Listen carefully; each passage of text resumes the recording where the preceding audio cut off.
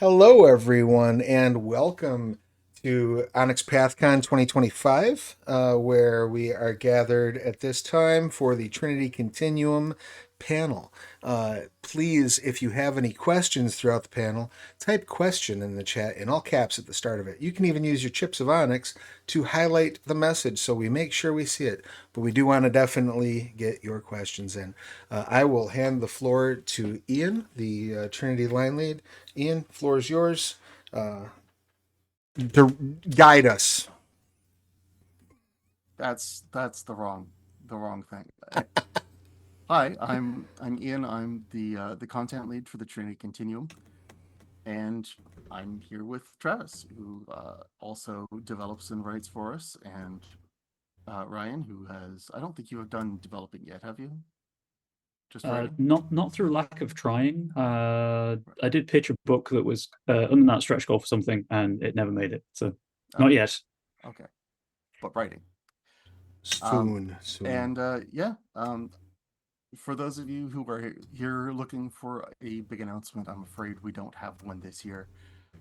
Like I've explained previously, we're not like Assassin's Creed where we need to have something like a new release every year or something. We're quite happy with the production schedule we've got. We've got, I don't know what it was, like a dozen different titles that they're coming up on the production schedule. So we're just working on getting those things out the door. There's a lot of exciting things, so we're still quite happy. So don't panic that just because there's no big new announcement that like the line is suddenly coming to an end or something, because it's not. Yeah, not at Um, all. There's ample ample stuff in the pipeline, and many. Well, I would say I guess there's like what we have at least one line that has far more in the pipeline than has been released yet, right? Which would be Aether. mm, yeah. Um, and Aberrant, we have almost as much coming as has been released, right? I think.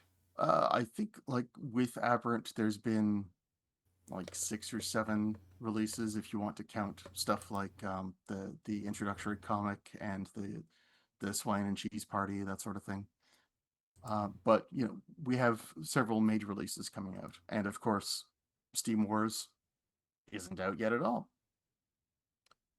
Um, and Ryan, would you like to introduce yourself? Yeah, I'm Ryan. Hello, Comrade Bubbles. Sometimes run a show on this channel for writing community content. I'm on hiatus right now, but I'm going to get back to my Trinity Continuum adventure soon. But I am also a freelancer for Onyx Path, and I have contributed to Trinity Continuum, Aberrant, Hated, and Feared, uh, TC Steam Wars, and the Leviathan Companion for Steam Wars. Excellent. So the focus is obviously going to be on stuff that people here have worked on. Um, but if you have questions about any of our upcoming titles, please do let us know. I will do my best to answer. I had to go back and look at some manuscripts that are multiple years old just to refresh myself on what's actually in some of these titles. But yeah, happy to answer whatever questions you might have. But to start off with, tell us, Travis, a bit about the Gears and Gadgets supplement. I know it was a stretch goal for the Trinity Continuum Player's Guide that we did last year on Kickstarter, or one of the Yeah, crowdfunding sites. it's very exciting to be able to work on that. It kind of, you know, I believe if I'm not mistaken, you can correct me if I'm wrong, Ian, but the sort of phrasing of the stretch goal was basically just kind of looking at some options for crafting and looking at some additional, um, you know, inventions, right? Hmm. Just kind of a very broad mission statement, which I took uh, as like an opportunity to be as extra as possible. So I was like, rather than doing just like a little optional, here's a couple extra bits and bobs for your gadgeteering, I enlisted Sean Creef, who is an incredibly talented writer. And I was like, what I would like you to do is redesign how crafting works for Trinity Continuum, but it has to work with every existing book. Good luck. And to his credit, Sean did a fantastic job of really taking Um, I am a fan of the crafting system in Trinity Continuum. And I know a lot of people love using it. Uh, uh, but sometimes it can be a little arcane, and part of that I think is just because it was, the first story path game that really had intense crafting. Um, and so I think Sean does a really good job of preserving everything that is awesome about the super science options while giving you ways to streamline it, to make it a little bit easier to parse, a little bit easier to follow, and give you ways to control that process a little bit more, perhaps, if that makes sense. I don't want to get into like spoilery territory, um, but uh, it's a really cool streamlining that you can easily bolt all of the subsequent super sciences. Your aberrant super science works fine on top of it, and if that works, everything else will, because aberrant is by far the more complicated of the sort. And then we got to go through and do like, uh, not only did we get to include new stuff, but we also got to include uh, examples, so we could walk you through. So we made sure that we did one of each kind of invention. So we have an organism, a compound, and a device that appear statted out in the book, but we also have like a narrative walk you through how the player built it. So I think that will really help people who are into crafting, who and maybe some of the people who might have been like, you know what, that looks a little too complicated for me. Help open the door for them to bring crafting into their games as well. So Excellent. Yeah, I know crafting has been a pain point for a lot of people. I don't think there's anything necessarily wrong with the system, but maybe it's worded a little obtusely, so people don't pick up on it as quickly as they could. Like scale, a lot of people have a difficult time coming to grips with what scale is and what it means, even though the concept is pretty easy.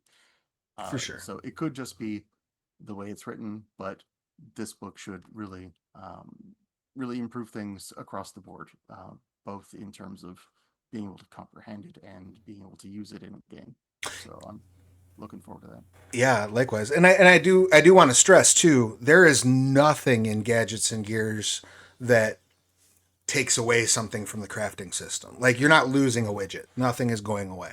It is very much a reframing and a streamlining, and then kind of an explanation of things. And with the benefit of 5 years effectively of hindsight, which Right. is which is also an incredibly useful thing to have when you're designing supplements for a line. Absolutely. And I see a question in chat from Sheev asking what areas of the world are most interesting in the Aegis Atlas. That's jumping ahead a little bit, but we're going to obviously we're going to cover some new gadgets and devices from a lot of the new areas. We've got Phoenicia, the Mesoamerican city of Tsusunas, monster plagued Lydia, Colchis, led by Medea, Kuru in India. I think one or two other locations, but you see, we're covering a lot of locations that were maybe mentioned in the core rulebook, or maybe not mentioned at all. Just trying to get coverage all over the world. So if you don't want to set your game in, excuse me, in Greece, you have a lot of options to look forward to in the Atlas.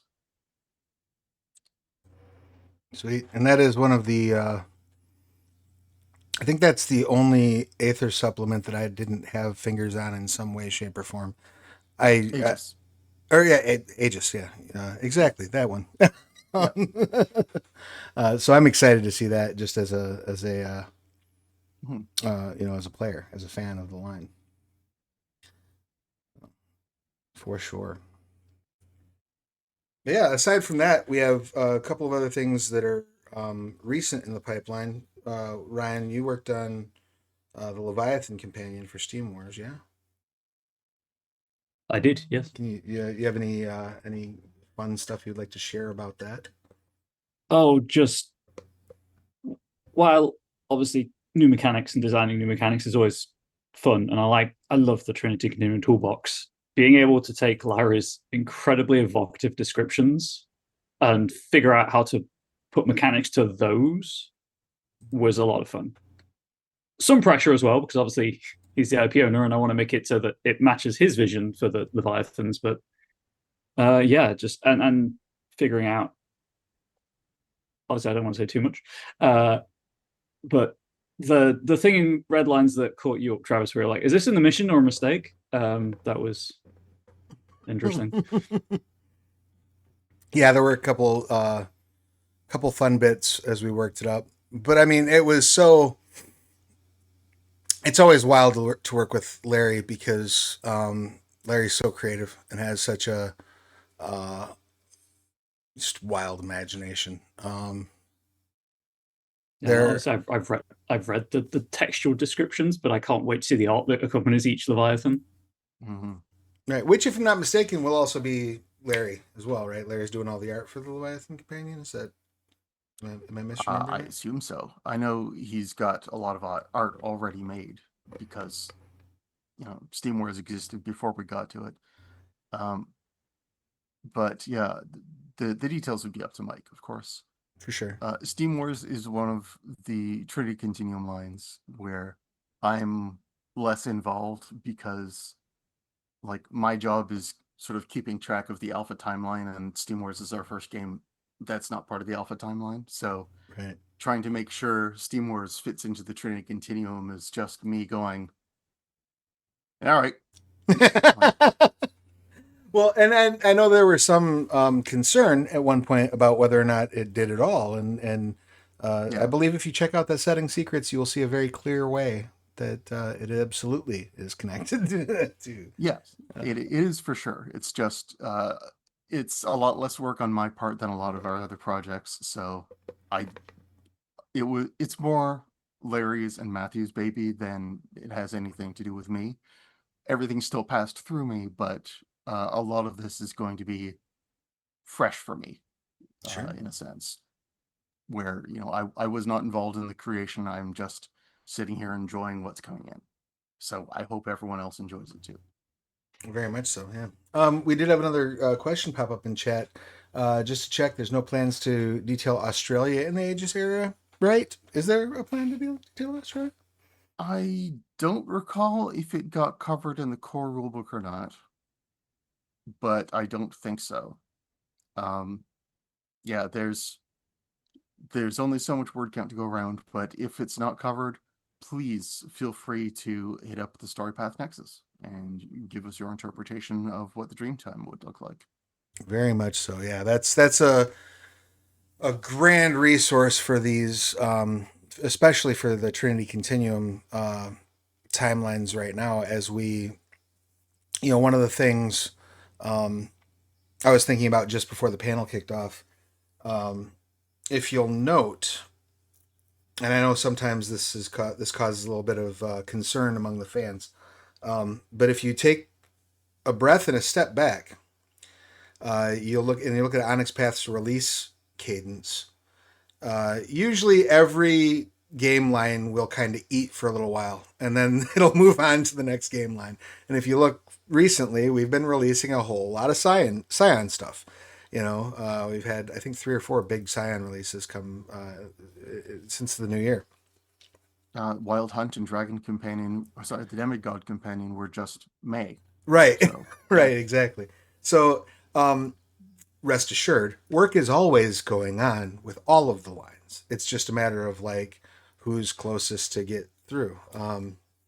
And Mike has to manage artist availability. Like for example, Aberrant, we want artists who are good with sort of a comic-y style look to it.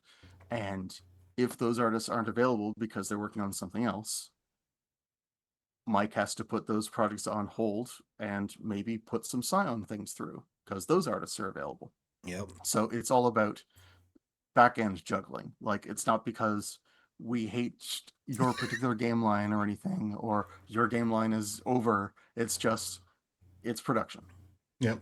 So it's the realities of the situation in which we are working.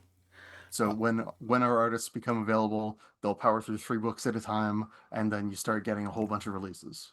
Right, exactly. But we did have some a couple other recent releases for Trinity Continuum. The most recent, correct me if I'm wrong, the two most recent were, well, no, I guess we had three fairly recent ones, right? We had the Anima DLC, the Tasty Bit Companion, and with Great Power. Mm-hmm. Those all came out fairly recently. With And Great Power is part of, like, there were 4 things in the works, and it's the first of those 4, sort of covering the um, different organizations in the Aberrant timeline. And it covers Project Utopia and a lot of its associated super teams in general, I should say, but the focus is on Utopia, Team Tomorrow, Team Tonight, Team Tomorrow, and so on. sweet, yeah, and it was a lot of fun.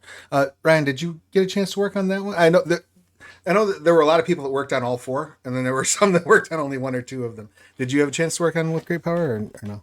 No, I was just hated and feared. Oh, right on. Yeah. Me personally, and the book. Which was also a great deal of fun to work on, and I will happily dive into momentarily. I saw a question come up. Do you think Aberrants could found their own Krakoa, an island of only Aberrants like the X-Men did? Buy Hated and Feared when it comes out.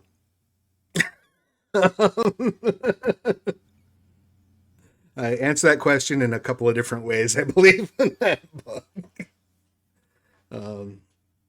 So yeah, there's that. Do you have anything further, I guess, to expand on that, either of you, in terms of the Krakoa era X-Men stuff? What it might No, I look don't like? think so. I think we're good. Just keep an eye out for Hated and Feared. Do so. And I see you in the chat, Chandra, and I promise you there's not another carbon-based life form in existence that wants that book out as much as I do. So I am right there with you. I agree. Yeah, Travis and I came up with the Null Manifesto for this book, and then we slipped it into the Terrat novella as like a bonus, and that's been a few years now. So Yeah, we that want came this out one 2 to years come ago. out. Yeah, it's got a long tail. I know it's been a while. Ryan, do you remember what all you worked on Hated and Feared, Ryan? Oh, I was just going through my folder, my folder of everything I've written. Yeah. So it was. Hang on 1 second. Like how to avoid the spotlight as a hero for different kind of groups. An NPC with their schemes, and then the some story guide advice, including the tone and the tone specific mechanics. Yeah, and I guess that's another thing that's interesting to bring up, and I don't know how much we've gotten into it in the past, Ian, so maybe you can reflect on this a little bit, but those 4 Aberrant books, while they are sort of all connected to an allegiance of some sort, right? That sort of takes center stage. They're also very much about a tone, about a type of approach, right? For sure. Okay. And I'm just going to elaborate on that a bit with Sheev's question. First edition Aberrant had, like, here is the directive book, here is the Project Utopia book, whereas these ones are more broad in scope. Hated and Feared is about the Terrigen, but it's also about sort of anti-heroes in general. Like, if you're like in a Marvel sense, if you're playing a game where what are the Friends of Humanity or whatever they're called, Right, yeah. like if you're being hunted down by them, if people are screaming muty at you and throwing things at you, and you're playing the X-Men in that context, that's what this book is about. You are among the hated and feared. You're not, you're not the Avengers. You're not the Justice League. You're on the outskirts. How are you going to react to that? So each one, while they all fit into the same universe, if you're playing a game focused on one of these allegiances, the tone is very different in each one. So it's like a different kind of game almost. Yeah, and So we've got Hated and Feared, which is the Rat book, as well as other outcasts. We've got Best at What I Do, which is more solo novas, city defenders, um, uh, the people who like want to go into business by themselves, like Alejandra, the Novak singer. We've got From the Shadows, which is the directive and other secretive spy organization book, and what just came out is With Great Power, which is the super team book.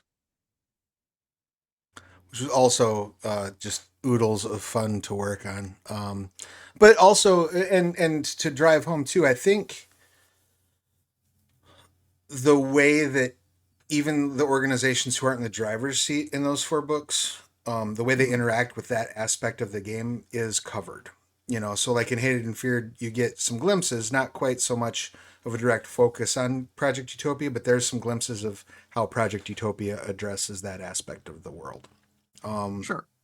You know, same can be said even and by that token too, like there's a superhero team in the Terrigen in Hated and Feared. Like that's one of the sub factions. So you get to really look into how the factions themselves sort of break off into sub factions as well.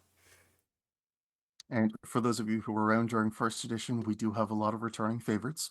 The Church of Astaroth from reignofevil.com, the Church of the Imminent Eschaton, the Church of Michael Archangel. If you read the Tarot novella, the People's Protection Militia, they're coming back. So there's a lot to look forward to. Such vile creatures the People's Protection Militia are. It's like They really are. it's like the Friends of Humanity if they all listen to Alex Jones. Yep. Just horrific people. So fun to write though.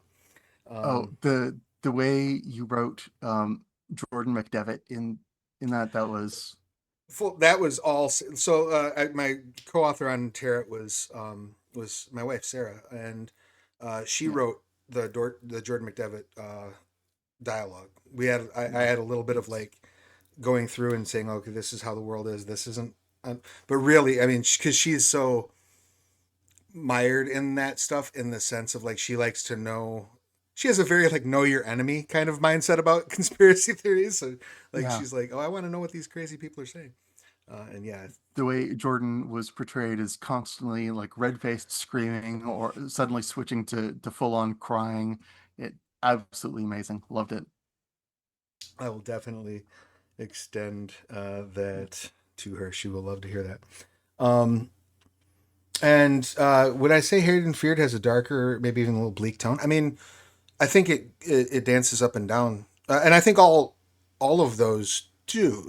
Maybe Hated and Feared starts at a darker place than the others, and maybe I would say maybe With Great Power starts at probably the brightest place out of the four. Though Ian, just because of the subject matter, right. But I think all of them kind of dance up and down through there. I mean, for sure. there's some dark shit in With Great Power. I know because I wrote it. There's some dark stuff in that book too. It's the genre, right? Superheroics. It's going to deal with dark subjects. Yeah. Let's not talk about Guantanamo. Yeah, exactly. Which also is covered in Hated and Feared. But yeah, there's a lot of. I think one of the things that's beautiful about Aberrant going right into the core book is that it tackles straight on the idea that the superhero genre is an umbrella that several other genres sit under, and so you really get to pick and choose kind of the way you want it to be presented, and that I think carries through all those books. I think it's fair to say, wouldn't you say? I think so. I think the MCU has done a lot to sort of expand in people's minds that comics aren't just a genre by themselves. Like look at Captain America: Winter Soldier. That's just like a full-on like political thriller, Right. that just happens to have superheroes in it, right? Yeah, it's it's very interesting how they're able to sort of dance between genre. I mean, I still hold that Multiverse of Madness is absolutely a horror film. Um, Yeah, you know, and very clearly a Sam Raimi horror film. yeah, I agree with that. And so yeah, all those things can work. Yeah, if you have questions, just for clarification to the audience, if you have questions about any of the Trinity Continuum games, hit us. We're happy to talk about them. I know there are a couple other things in the release list you wanted to touch on, um, Ian. So if you want to touch on those while folks put together a couple of questions, that would be cool. Sure. Um, let's see. Aether Companion has a lot of fun stuff in it. A lot of stuff you'll recognize from the time period. You've got um, Carcosa, Lincoln Island, which is Captain Nemo's home base, The Lost World, Oz, Shambhala, Neverland, Wonderland, and of course, there's plenty of coverage on Mars if you want to take your characters there to take the fight to the Martians, firsthand. Um, we've got some alternate realities, and let me tell you, I've mentioned this before, but one of my first ideas for Aether before we started working on it was based on sort of side interaction in the War of the Worlds book and the musical, where the narrator comes across an artilleryman who's like, I've got this big plan for the future. Uh, Humanity is going to move underground so that we can stay away from the Martians on the surface, and we're going to rebuild the civilization in these big underground cities, and it's going to be great. And we're going to, like, eventually, once we've rebuilt, we're going to take the fight back to the Martians. Here's my big plan. And look, and he like points at like it's a like a almost a doorway that's about 6 inches deep, and he's got like a spoon, like, look, I've already started. And the narrator like realizes, okay, this guy's clearly cuckoo, and then he like leaves at first opportunity, and we never hear anything about it again. So my idea was, what if the artilleryman's vision was fully realized?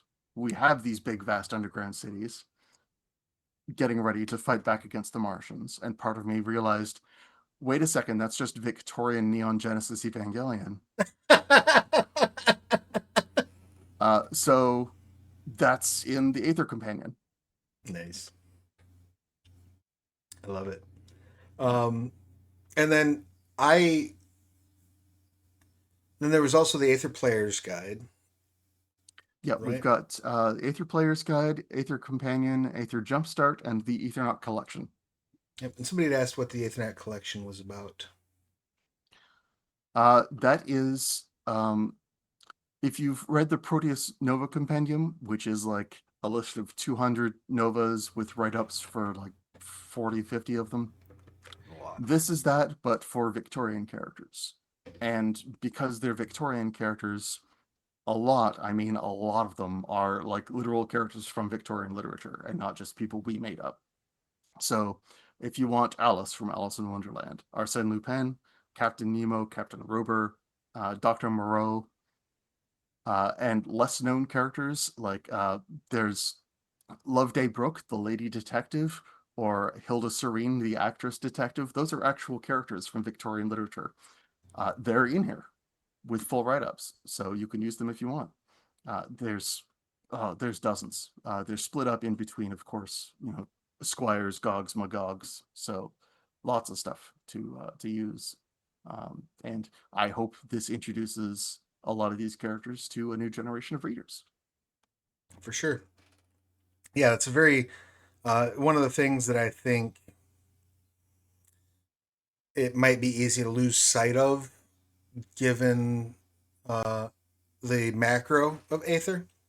Mm, Um, is that there is so much rich literary tradition that is baked into this. Like the setting encourages you to go grab a book from the 1800s and find cool stuff to work into your campaign. Like absolutely. that's how it's constructed. So I think that's Yeah. very The Trinity Continuum as a whole is and those who have fallen prey to what I've called the sickness will know what I mean. It is all of my favorite, TV shows and movies and novels just sort of shoved into one setting.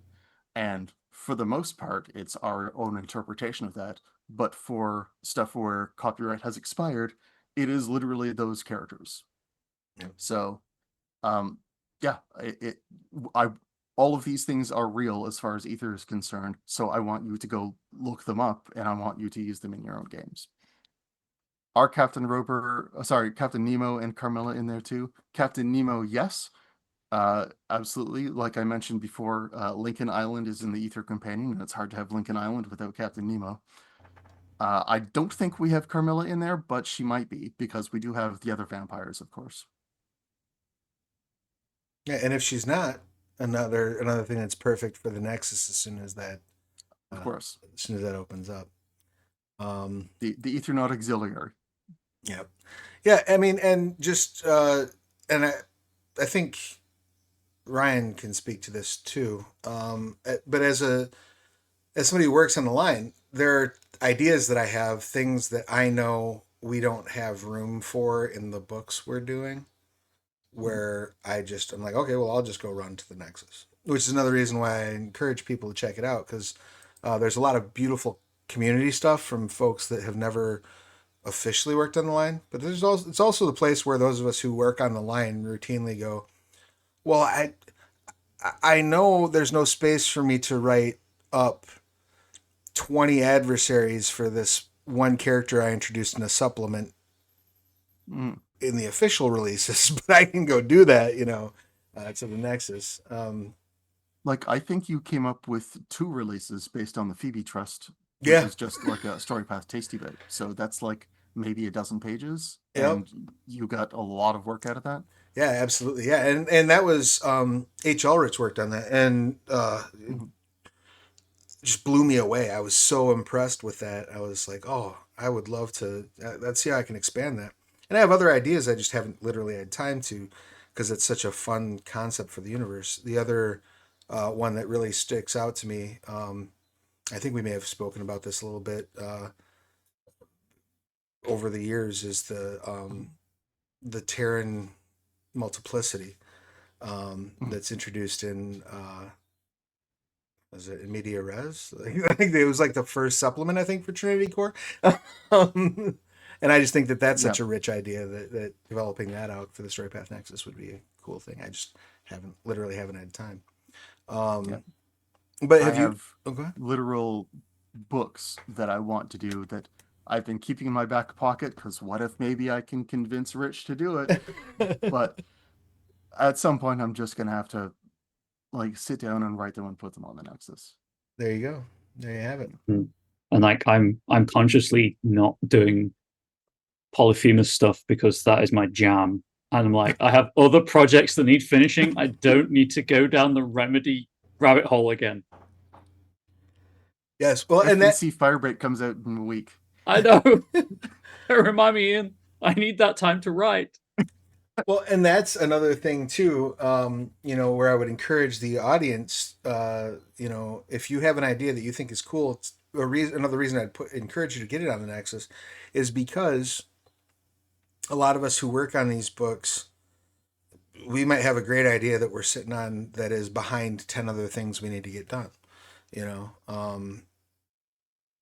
so if there's something that you're like, oh, this is cool, and you want to put it up there, that's going to fill a spot for the other people who are sitting around just like you, waiting for, the next Aberrant book to drop, or waiting for the next, Anima book to drop. And you know what? It's a continuum. If you and someone else have the exact same idea, but you have different implementations of it, put them both on the Nexus. Just because you see someone else has written something doesn't mean you can't. No, not at all. And I know for a fact, there are several products that walk on the same ground that the community shows equal love, respect, and hunger for. So it's yeah. Don't even sit there and think like, oh, somebody already did it, I can't, because that's just not true. It's just not true. at the risk of straying too far into the community content panel territory, don't think you can't do it. And if you're struggling to get over that imposter syndrome, I have literal seasons of a show about writing community content on YouTube. That is true. Just to help provide advice, really. That is true. So check out the Onyx Path YouTube channel. Yes. I'm sure a lot of that's uploaded there. It's on my channel, unfortunately, but I know Travis did a few. That's Either okay. way. You can absolutely plug your channel as well. Yeah, by all means. It's post it the in one chat. beneath my name. There you go. There you go. We have another question that's popped up. What are your favorite illustrations in the books? I love the art direction of Aegis. Do you have a favorite, Ryan? I'm my favorite, Ryan. Thanks for asking, Travis. What about a favorite piece of art?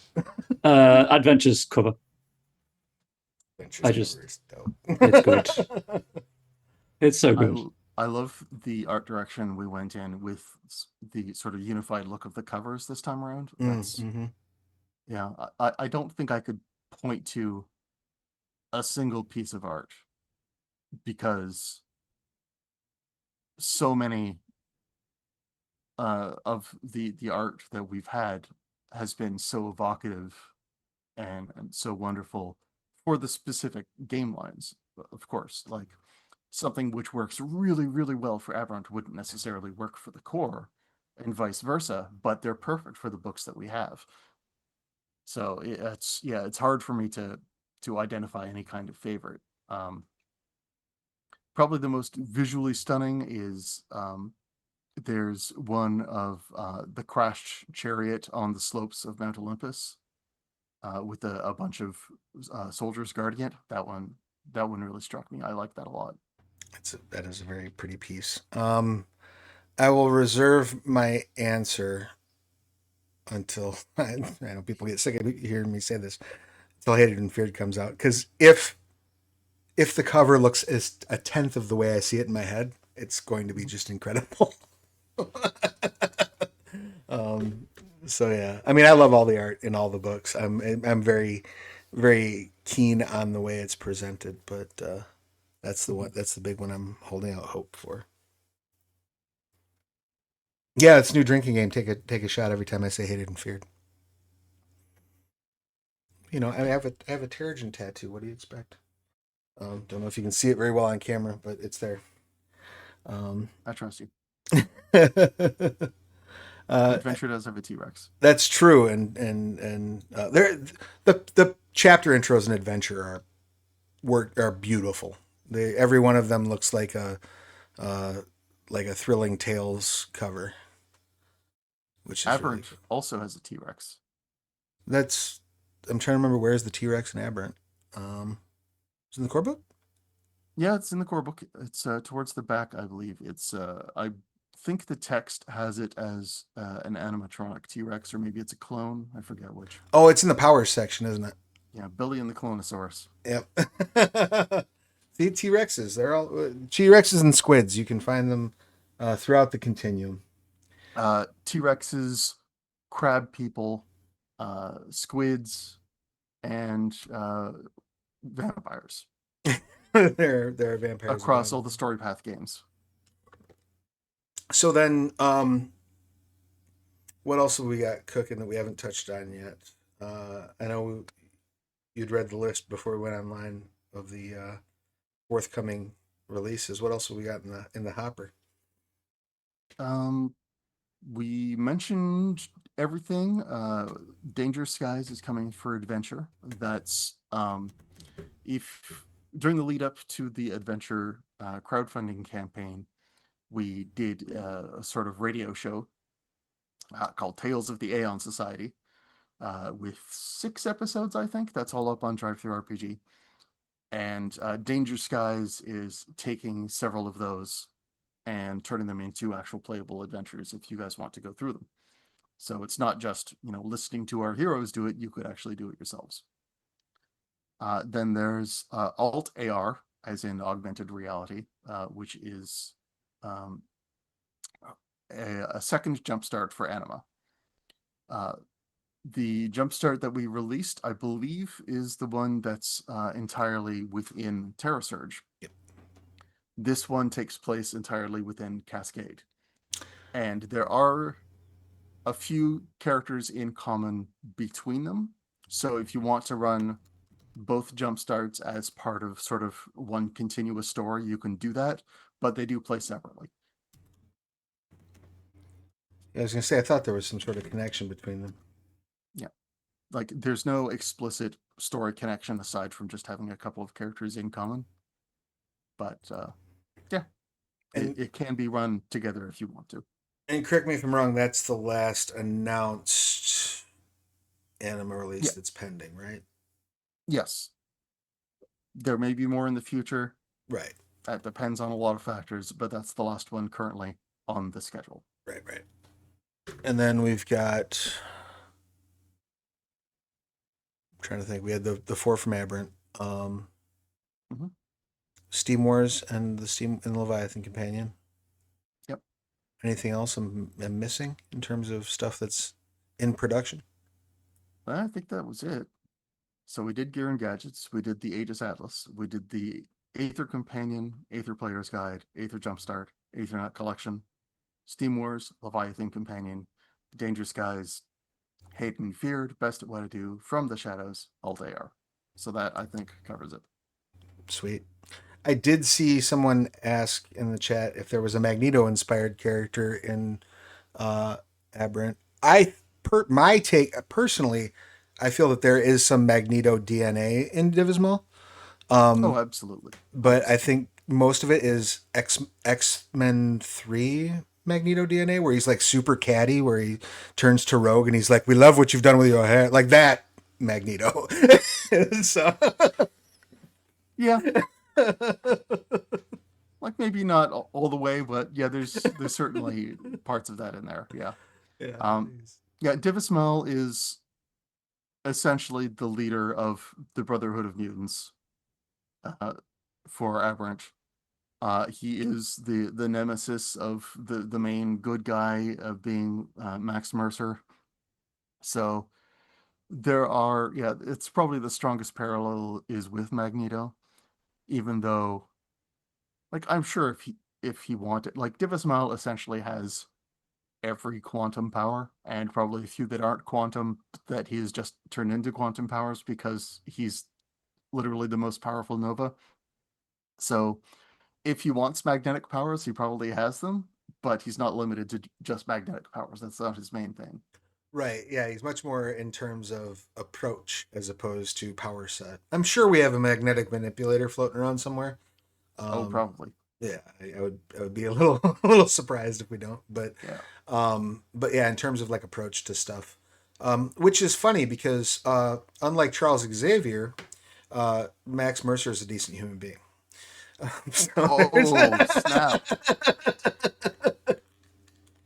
So that's where the parallels come to a screeching halt. Can we cancel Travis now for that hot take? That's just a side effect of having been in the same room with an X-Men comic in the last 30 years. Um, but yeah, and there are, I think, too, to that point, I think you'll see a lot of, because the Trinity Continuum really deals with sort of the broad umbrella of science fiction, and then it dials into the specific region that it's in. So you'll see a lot of like archetypal ground that is covered in other media being appearing in the signature characters and in the fiction and things like that, if that makes sense and isn't too clumsy of a way of putting it. Beyond just like the obvious the Divismal Magneto parallel, Mhm. you can tie and Aether them literally being characters uh, from the period. I think you can draw lines like from the proxies to different characters throughout science fiction. You know, Mhm. Is Alex Casella one-to-one parallel to Geordie LaForge? No. Is there places where there is common ground between those characters? absolutely. You know, Sure. just as an example. If Geordie LaForge were a trust fund entrepreneur, Right. If yeah, had Jordy lived in a capitalist society, you know, yeah, he may very sure, well have turned maybe. out very Alex Cassellish, you know. Yeah. That's that's as a more as a fan, because I've only contributed to 3 books so far. Just you have all of these named characters that in other game lines from other companies would just be a throwaway character, but they all feel like they could be real people in the continuum, and that's credit to you and the writers for that. But just wanted to get my fan moment out of the way. Well, thank you.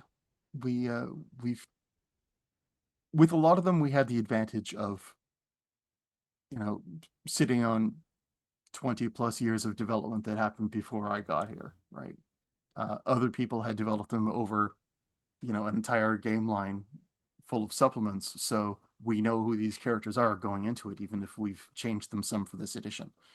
But yeah, our team has done an incredible job with both portraying them and also a lot of our newer characters in a way that feels real, like just like a short description, and I feel like I have a basic idea of who this person is. It's not just a name in like a newspaper article, right? Well, and just from a writing perspective, one of the things that I found the most interesting and fun and cool was the chance to sort of take, I call it the ultimate approach, though that's probably not necessarily, it's probably a little clumsy of a metaphor, but, um, in the sense of like the way that Bendis approached like Ultimate Spider-Man and all of the things that came around that, we had a chance to look at these things that had been established for 2 decades and say, well, okay, how do we keep it true to like the vibe, Mm-hmm. but what can we tweak? Yeah, Um, it feels like the same person shaped by different circumstances. right, right. And there's some places where I hope I'm not I hope I'm not getting my books backwards, but there's a point where like in the old first edition Aberrant's source book where it mentions there's like a throwaway line where Kimberly Dame is like can't quite put her finger on why this Divismal guy looks so familiar. And like I took that when I worked on Kimberly Dame's write up and like made that a plot point. Like Yeah, she knows damn well why he looks familiar, you know.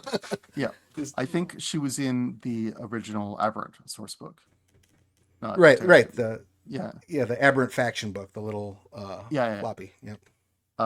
Yeah, yeah. It was just a throwaway line where she recognized this Divis Mal character, and I think she recognized some of these names that kept on popping up, like Utopia and Aeon, and a few of those things like that.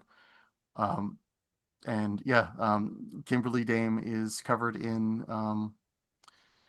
Best at What I Do. That may be where her entry is, yeah. Yeah. Because I know she's mentioned in passing in the team tonight right up, and that's where I'm. Yeah, Okay. she's mentioned in Uh, passing the team tonight right up. yeah, I do remember she was listed in the same section alongside Alejandra, um, Oh, and like yep. Paul Bundia. That So, makes sense. That makes sense. so all the Kimberly Dame you can ask for. Yeah. We have another question has popped up. Can animals be novas? If you want them to be, sure, but there's no examples of that happening. Right. And So, can they be novas? Yes. Are there any animals that are novas? No. well, and I do believe, correct me if I'm wrong, there are some anthropomorphized animal timelines introduced in Adventure Addendum. So if you wanted to ride one of those out, right? I believe, Sure. Yeah. you could say, hey, we're going to the logical conclusion of the rabbit people's future. And there you go. Sam and Max had to have come from somewhere, right? Exactly. Is there anything from first edition you miss or plan to bring back? I think most of the stuff I loved about first edition that I could have brought back, we did. Or at least, it's going to be coming in one of the upcoming books. Because at this point, we've pretty much hit parity with like the the number of releases that first edition had, and like the amount of content we have with this edition. So we've brought back a lot of the stuff that I love from first edition and introduced a ton of new stuff to go alongside with it. So I think I'm good. Um, yeah, I can't think of anything outstanding from first edition that I'm particularly missing. Is there anything, Ryan, that you've seen in first edition that maybe you think could make its way in, or something that you brought through in your work? Those are on mute. Not that I can think of, no. Yeah, I will. There's one little tidbit I will bring up. It's not something that we haven't brought in, but just another example of the sort of, again, for want of a better term, the ultimatization of it. Is if you get into, I believe it's in mission statements, where it starts talking about the presence of the Medellin re-emerging in Aeon as sort of like a sock puppet identity for the Norse to use should things go sideways. Like they've constructed this sort of whole fake cartel just in case they have to, go into hiding or something. That I thought was kind of a fun twist on the way they had initially been presented. There's been a lot of fun twists that we've been able to do. Like we take something from first edition and we present it in a new way. Like bringing back a character named Shelby Eisenfast for Yes. Aberrant. Exactly. Yeah. Yeah. So if you go through, I think if you go through some of these books with eagle eyes, you can see a lot of cool sort of like, oh, I see what you did here. Another one was the what is it? Michael Damian McDonnell or whatever his name was. Michael Damon Donegal. Yeah, there you go. Yeah. No, right. But there was another character who had a similar name Yes, that we wound up mentioning in that's the right. I forgot about that. Yeah. in the Proteus Nova Compendium. Yeah, there was a character in first edition who had a very similar name to Divismal. Michael Damien something. I It forget was his like last Michael name. Damian McDougall or something. It's in they're listed Yeah. in the Proteus Compendium, which I just don't Yeah. happen to have in front of me at the moment. So yeah, it was I don't know if it was on purpose or if that was written down before they came up with Divismal's full name, so it was just sort of coincidental. But yeah, we took advantage of that because why not? A lot of the setting changes that we made with this edition actually had their origins in first edition. Mhm. Returning the name of Casus Pax back to Cestus Pax, that was his spelling in the original edition of Aeon. Going from MR nodes to the MR coils in cells, that came from first edition Aberrant. So it's all these weird little references that come from first edition that are only there if you're really paying attention to the text, and we've just sort of brought them to the fore. Right. Yeah, I think MR coils were noted once in a comic, Yeah, like like a. Dr. Michael Damian McVeigh. Thank you. Thank you. Yeah, that was gonna Yeah, help. the intro comic with Kickjack, who was Mm. on a talk show. MR coils are mentioned a couple of times in that comic, and then never again. And so those are the way that sometimes these things sort of get spun out and brought up, and that's been a fun part of the process, uh, just as a writer. So I can't imagine how enjoyable that's been, like in the driver's seat, being able to sort of you know Yeah, decide and or point at things. for years, I have wanted to. In the original edition of Aeon, it mentions uh, that before they were called the Aeon Trinity, it mentions once they were called the Aeon Covenant. For years, I've wanted to cover the Aeon Covenant, and finally, with Anima, I got the chance to do that. It's awesome. That's super cool. I got one last question. I think I'll try to squeeze in. We got about what, like 5 minutes left. 5 minutes. So if you have another question, try to squeeze it in. But the last one that I saw come through is what's advanced chrysalis, and does chrysalis, see, I said it both ways, in general have a base closer to the Nova's sense of self than a specific philosophy like Terrace? That's a couple of questions. Advanced chrysalis is a system that will be introduced and detailed in Hated and Feared. That's about all I can say about it right now, I think. Take another shot. But in terms of how that functions, Ian, what would be your take on the relationship? Because I have a specific sort of viewpoint based on kind of what I've worked on and what our conversations have been. If chrysalis is a thing that novas can do, there are other ways that maybe they can figure out how to do it, but the way that they know how to do it in the aberrant timeline is basically chrysalis, basically through Terrace. Mm-hmm. Does that sound? Am I too far off base? Is there more that you would expand right. Or? Yeah. So it's a way. It's a means of managing oneself and improving oneself, but the only mainstream way to do that is through the philosophy of Terrace. Now it's that's where the sacrifice theme comes in. Like, yes, you can improve yourself without succumbing to undirected mutations, but at the cost of your humanity. And maybe you can direct your mutations in a specific direction if you're trying. But it's a way of self-improvement, but there's a price to pay. Right. They got a question. How many groups in Aberrant are explicitly religious? I mean, there's a lot of the cults I mentioned from Terrigen, but we try to stay away from that sort of thing. Like, that's more the purview of Scion. Right, yeah. And it also depends on how do you define a religion, right? Like, would you count the Church of Azathoth as a religion? Or would you count it as bunch of kids listening to black metal? You know what I mean? But there's a few. The PPM is not specifically, People's Protection Militia is not expressly religious, but there are religious elements to it as well. But in terms of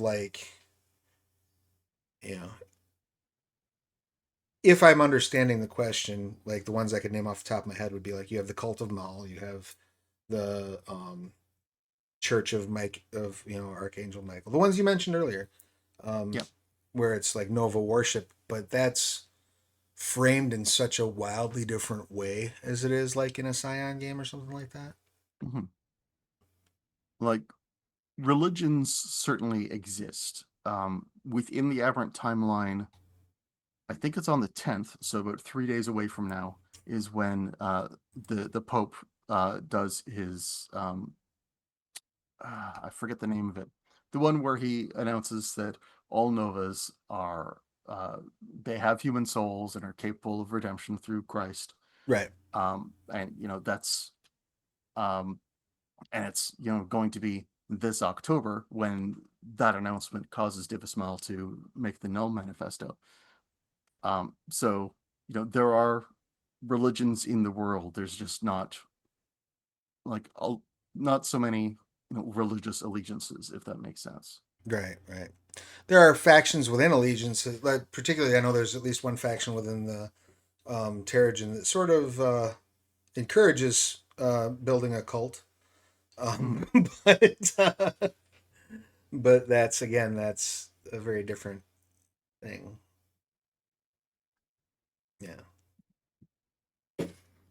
Yeah, I think that covers all the questions we've got, and that brings us about to time.